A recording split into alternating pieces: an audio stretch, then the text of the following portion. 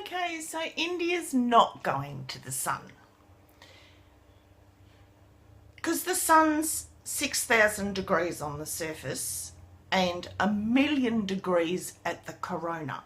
They would be burnt to a piece of toast. But they are going to the L1 Lagrangian point.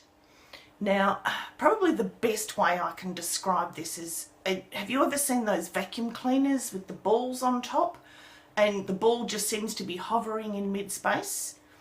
Well, the same thing happens when you've got two objects that have a magnetic field, that there is a point in between where an object will just hover. And so there's 5 of these points, and India is going to L1, L standing for Lagrangian and 1 being the first point because it's the most intuitive, I suppose. The others were all discovered afterwards. And this is why the mission is called Aditya L1. Sanskrit for sun and L1 for the Lagrangian point number 1. And they're not going to get burnt to a crisp.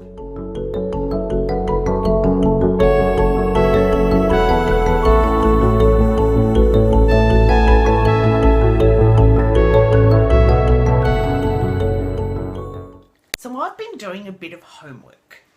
Now, as you know, I've been absolutely captivated by the Chandrayaan-2 mission. So that started me on a mission and it gave me a bit of homework. So I found out a few facts about India and I just thought I'd share them with you. So we all know that India is a very populous country, 1.4 billion people to be exact. Now, India is broken up into north, south, east and west, central and northeast. It has 28 states in these regions and 9 territories. There are 22 official languages written into the constitution, but 19,500 dialects of the 121 languages spoken across the country.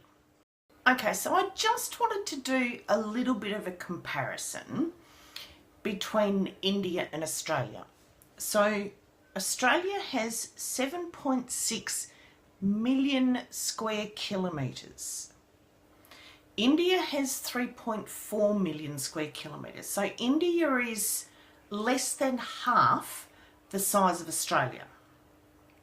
Now, Australia at the last census in 2017 had just under 25 million people. India has 1.4 billion people. That is 56 times as many people in half the space. So with that many people, they must be doing something right. So I thought, let's have a look at Indian achievements. And I will get to the sun thing because it really does tie in. So I think it's really important to preface all of India's achievements by giving a bit of history and a bit of context. So up until the 1600s, there were a number of larger, really powerful countries and trading companies fighting over the resources of India. Then you get British rule, the British East India Company, and there was a French East India Company and a Spanish East India Company, and then Britain gained dominion over India, which meant that it could control and own everything in India. And this kept going on until 1947. So the Republic of India has only been about for 70 years. So the achievements that India have made, the strides that India has made in 70 years of independence is huge. Okay, so when we think of India, we think of things like Indian ink, yoga. But they made the plough and the button and the number 0 and decimals. They had successful cataract surgery in 600 AD. They also saw in 600 AD the calculation of the length of a year, and it has only been adjusted in 1,000 years by 1.25 seconds.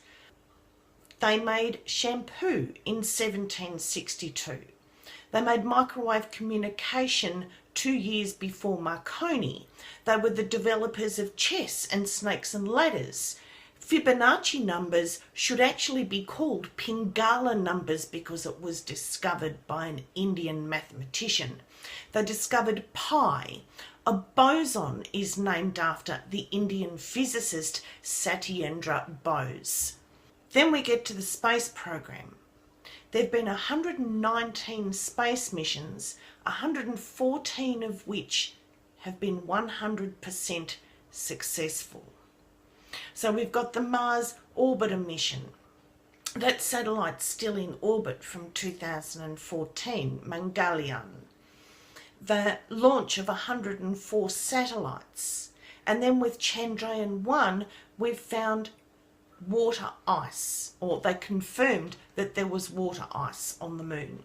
So now we've got Chandrayaan-2. Now all of these space missions are not only designed to help India and the greater humanity, but we're also looking at getting some sort of colony on another planet, specifically the moon to start with. And so we need to know a couple of things about how we're going to survive on the moon, and one of those things is from solar flares. And we don't think about it just being out here in the sun. Now, solar flares can do a huge amount of damage to electronics. In 1859, there was a thing called the Carrington event, and the solar flare was so extensive that telegraph machines worked after they were unplugged, and some of them caught fire. Then in 1972, a solar flare detonated the fuses on landmines in the Vietnam War. And most recently in 1989, there was a 9-hour blackout to 6 million people in Canada. Now, it seems that there is a solar flare every couple of years of notable importance, but these are the three that have caused significant interruption to humans or to human technology. So we need to actually make sure that the solar radiation is not going to interfere with our ability to colonise another planet. The Aditya mission was going to be in a low Earth orbit of 800 kilometres, but every time it orbited the Earth, it was going to be blocked by the Earth from actually getting data from the Sun. So there's a thing called a Lagrangian point, and in fact there's 5 of them. Now the most intuitive of those is the first Lagrangian point. So imagine you've got the magnetic pull of both the Sun and the Earth. Now the Earth has a significantly less magnetic pull, so if you balance just slightly away from the Earth but not so far that you're going to get pulled into the Sun, you're actually going to be able to orbit with the Earth all the way round, and you're never going to get blocked by the Earth. So you'll be able to obtain data for the entire length of your mission. And so there's 6 payloads that are going on to Aditya. Now each of the institutions within India are picking a payload and they're studying it and analysing the data. So I've got the Indian Institute of Astrophysics looking at the corona. So they're looking at the emissions, the corona mass ejections. We've got the Inter-University Centre for Astronomy and Astrophysics. They're looking at ultraviolet imaging. We've got the Physical Research Laboratory looking at the solar wind particles. We've got the Space Physics Laboratory looking at analysing plasma. We've got solar, low energy and high energy being looked after by the ISRO Satellite Centre. And we've got the Laboratory for Electro-Optic Systems looking after the magnetometer. Now, all of these payloads are going to give a huge amount of information back to ISRO about what the astronauts and long term what the people who are going to be colonising the moon, Mars, what they're actually going to be faced with. So this is actually a crucial mission. Before we start colonising anything, we need to know the impact of the sun without the protection of the magnetosphere. Now, they were planning to do it in 2020. I haven't seen anything to revise that yet, but I also know that they're focusing on Gaganyaan, which is the manned mission. So the idea is that we send men up into space, and women, and then we bring them back down again.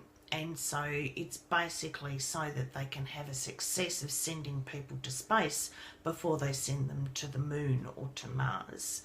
So we need to have both of these missions having successes before we start even think about colonising another planet. We also need other planets that are going to be a little bit more hospitable to life as we know it. So I'm a bit excited for everything that ISRO's doing. NASA's been doing it for a long time. India is still in catch-up mode. They've got 70 years of independence, and a lot of it is still in catch-up, try and catch up where the rest of the Western world has been forging ahead. So I tip my hat off to you, India and ISRO, and I'm excited about everything that you're doing in the space race. So if you're not yet part of the village, hit subscribe, hit the bell and share the love, and I'll see you in the next video. Thanks for watching.